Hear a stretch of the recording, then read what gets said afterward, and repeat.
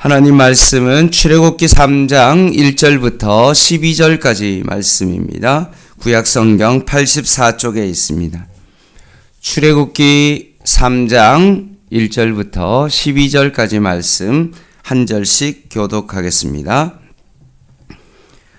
모세가 그의 장인 미디안 제사장 이도로의 양떼를 치더니 그 떼를 강야 서쪽으로 인도하여 하나님의 산 호렙에 이르매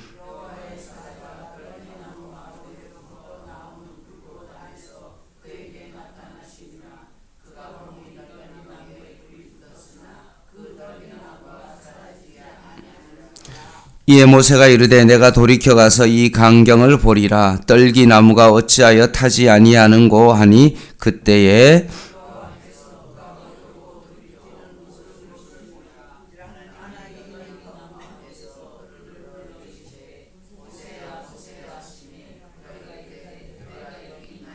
하나님이 이르시되 이리로 가까이 오지 말라. 내가 선 곳은 거룩한 땅이니 내 발에서 신을 벗으라.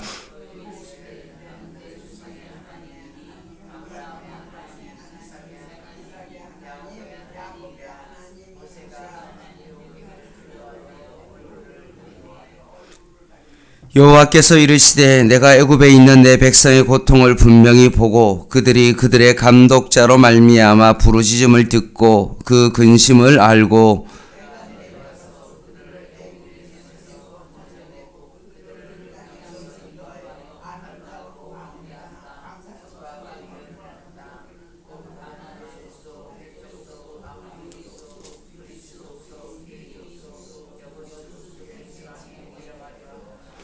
이제 가라. 이스라엘 자손의 부르짖음이 내게 달하고 애굽 사람이 그들을 괴롭히는 학대도 내가 보았으니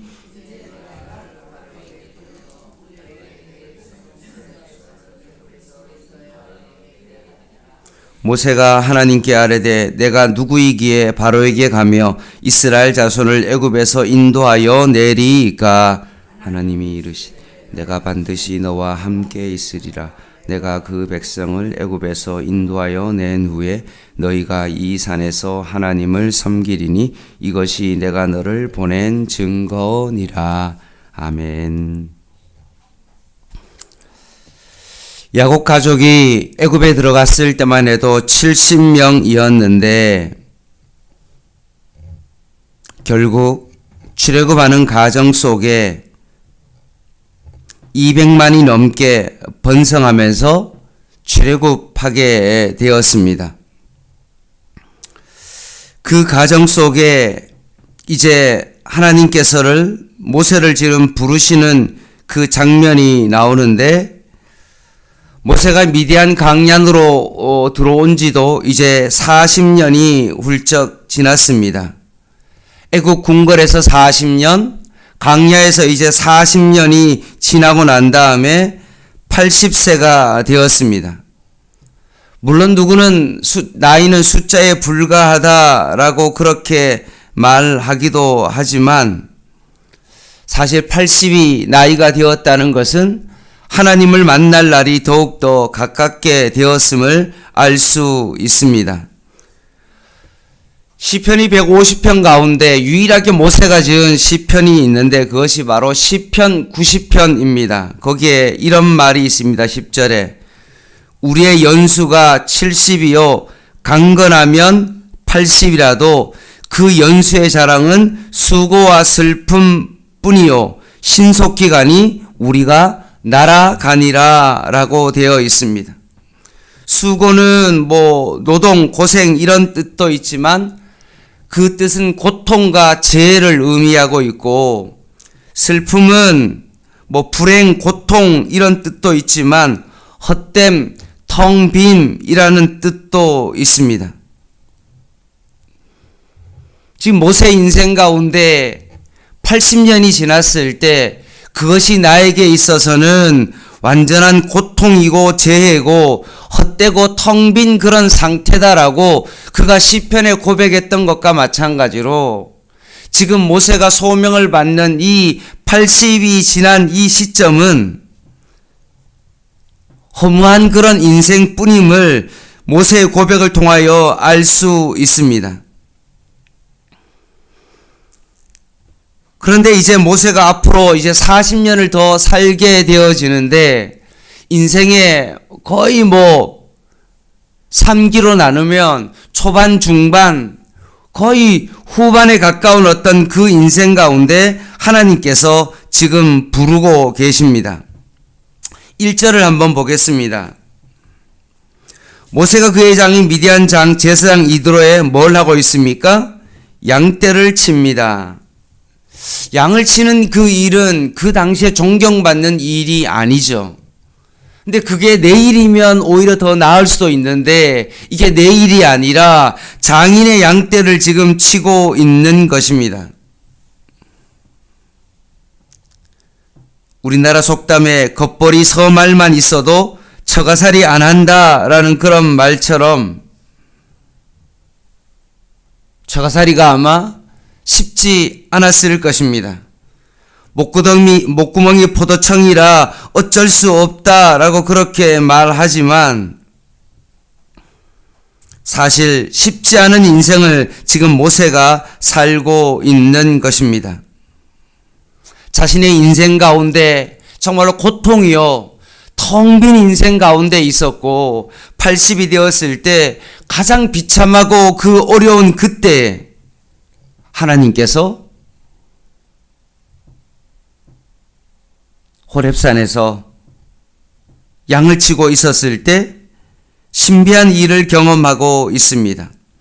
2절 3절 말씀에 보면 떨기나무는 좀 낮은 한 1m 정도 되는 그런 가시나무인데 거기에 불이 보통 이렇게 건조하면 불이 붙다가 꺼지는 것이 되게 일상적인데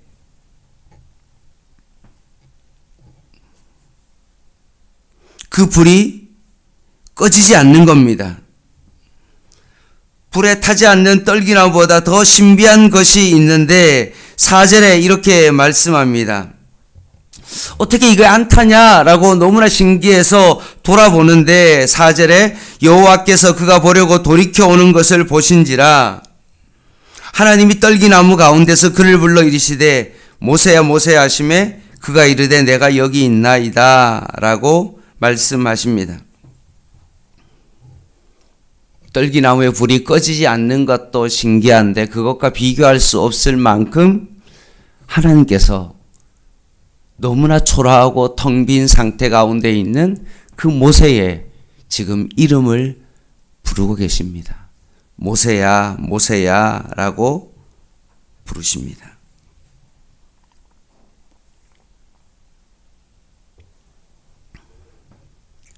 뭔가 하나님께서 하고 싶은 말씀이 있으셔서 모세의 이름을 지금 부르고 계신 것입니다. 5절입니다. 하나님이 이르시되 이리로 가까이 오지 말라. 내가 선 곳은 거룩한 땅이니 내 발에서 뭘 하라고 합니까? 신을 벗으라고 합니다. 사명을 부여하면서 먼저 모세에게 신을 벗으라고 하십니다. 꼭 여호수아 5장에 보면 요단강을 건너고 난 다음에 이스라엘 백성에게 할례를 행하고 유월절을 지키라고 말씀하시고 난 다음에 여호와의 군대 장관이 여호수아에게 뭐라고 말하냐면 내 발에서 신을 벗으라. 내가 선 곳은 거룩하니라 하니 여호수아가 그대로 하니라 라고 했던 것처럼 지금 모세가 소명을 받을 때가 바로 여호수아와 거의 비슷한 장면이라고 보면 됩니다. 신을 벗는다. 어떤 의미입니까? 다윗 왕이 압살롬에게 정말로 아들의 반역 때문에 도망갈 때 결국 모세가 발을 맨발로 감난산을 올라갔습니다. 그리고 누가복음 15장에 보면 둘째 아들이 아버지의 재산을 거의 죽고 난 다음에 받아야 될 그 재산을 미리 받고 그 파렴치한 그 둘째 아들이 타국 땅에 가서 자신의 모든 재산을 다 이제 써버리고 난 다음에 아버지께로 돌아갔을 때 그 아들이 어떻게 합니까? 신발을 벗고 가죠. 그때 아버지가 옷을 갈아입히고 난 다음에 신을 신깁니다. 아들이 왜 신을 벗고 갔을까요? 아버지 집에는 종이 많다. 내가 이방 땅에서 정말로 굶어 죽는 것보다 아버지 집에 가서 종이라도 되겠다라는 그런 뜻으로 간 겁니다. 종이 되겠다는 사람이 신발을 신으면 안 되죠. 종은 신을 신을 수 없는 존재이기 때문에 그렇습니다. 내가 종이라도 하겠다는 그런 마음으로 신발을 벗고 갔기 때문에 정말로 아버지가 그 아들에게 신을 신겨줬던 것과 마찬가지로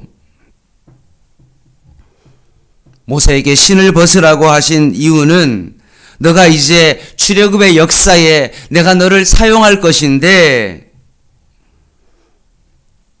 너를 통로자로 사용할 것인데 내가 너를 나의 종으로서 그 사명을 감당할 것이다. 그러니 너의 신발을 벗으라고 말씀하십니다. 그러면서 6절 말씀에 아브라함과 이삭과 야곱의 하나님을 이야기하며 언약에 신실하신 하나님을 강조하고 있습니다.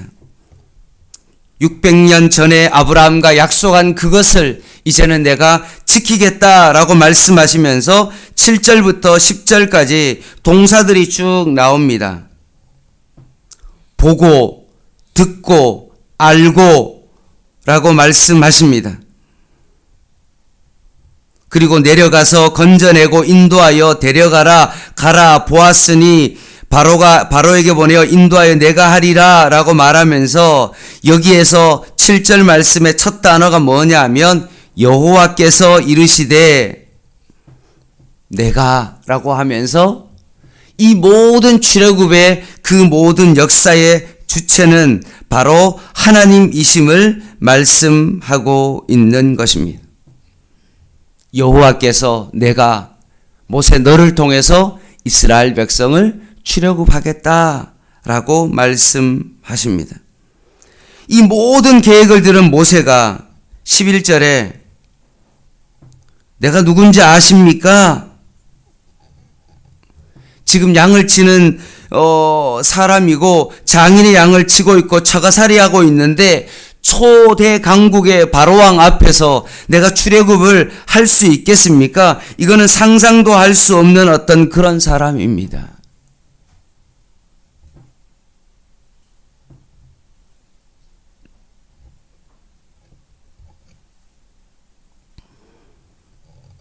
그 당시의 노예는 거의 기계 부품과 같은 어떤 그런 사람인데 어떻게 그 일을 할 수 있습니까? 그리고 내 자신이 내가 누구인 줄 알고 있지 않습니까? 라고 하나님 앞에 대질문을 하고 있는 것입니다. 그때 하나님께서 들려주신 답변이 바로 12절입니다. 같이 한번 읽겠습니다. 시작. 하나님이 이르시되 내가 반드시 너와 함께 있으리라. 내가 그 백성을 애굽에서 인도하여 낸 후에 너희가 이 산에서 하나님을 섬기리니 이것이 내가 너를 보낸 증거니라. 아멘.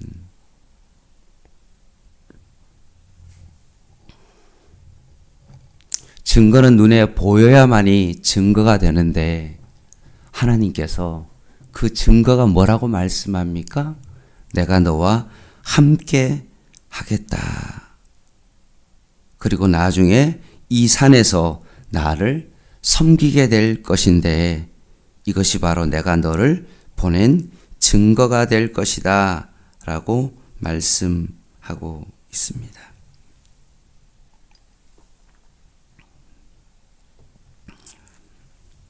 말씀을 마무리하겠습니다.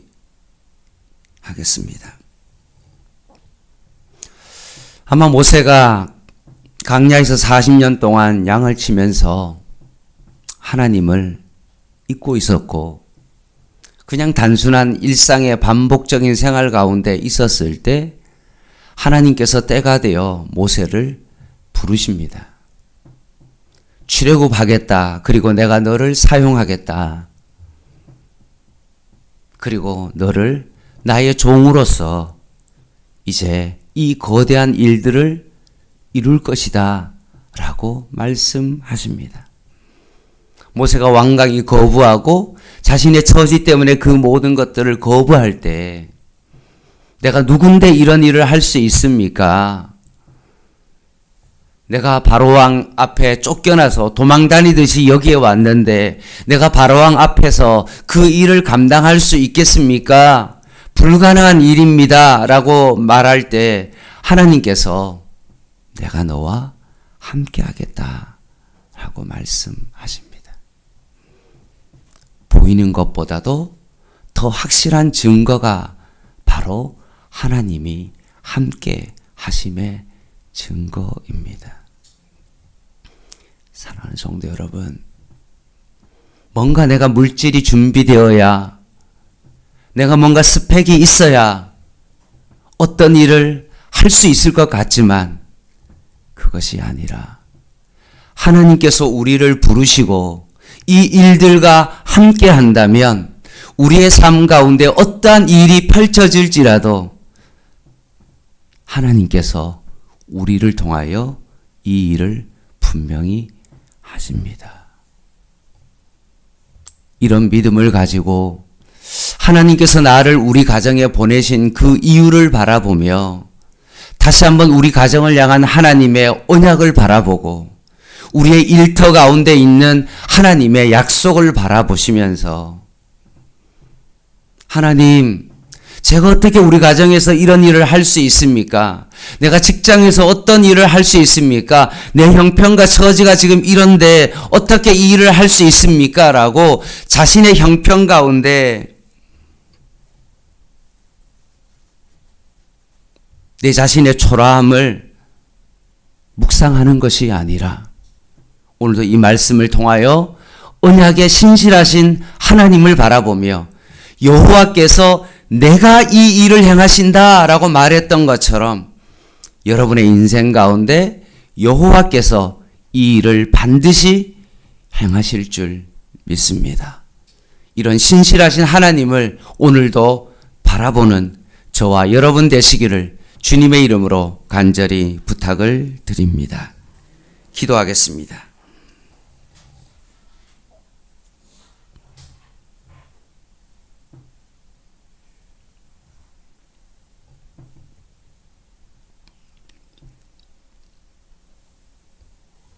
하나님 아버지, 초라하고 아무도 기억하지 않는 그 모세에게 찾아오셔서 소명을 주시고 하나님의 이 일을 내가 하겠다라고 하시면서 모세를 부르신 것처럼 오늘도 우리를 부르시고 오늘도 하나님의 이 일을 이루기 위하여 오늘도 이 자리에 저희를 부르셨사오니 하나님께서 나를 부르신 그 부르심의 그 소명을 다시 한번 깊이 묵상하게 하여 주시고 이 모든 일을 내가 하는 것이 아니라 하나님께서 이 모든 것을 행하시겠다라는 그 언약의 말씀을 붙잡고 오늘도 주님과 동행하며 소명받은 자의 삶을 살아갈 수 있는 저희들의 삶이 되게 하여 주시옵소서. 예수님의 이름으로 간절히 기도드립니다. 아멘. 개인 기도 하시겠습니다.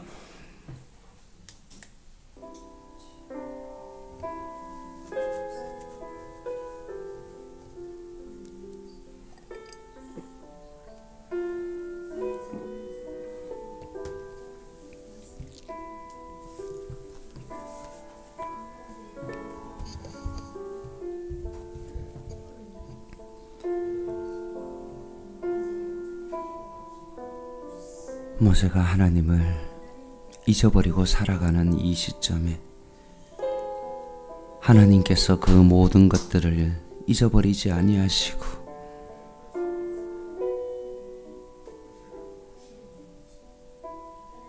모세를 찾으신 것처럼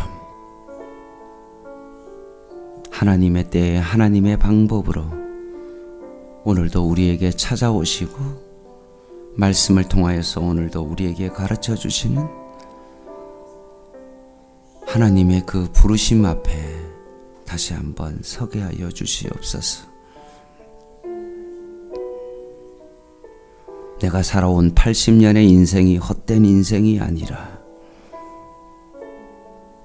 이제 새롭게 출애굽의 모든 역사 가운데 하나님께서 새롭게 모세를 부르신 것처럼 오늘도 우리를 부르시는 하나님의 그 깊은 은혜와 나를 통하여 하나님께서 일하실 하나님의 놀라운 소명을 바라보며 다시 한번 오늘도 이 아침에 주님 앞에 서게 하여 주시옵소서.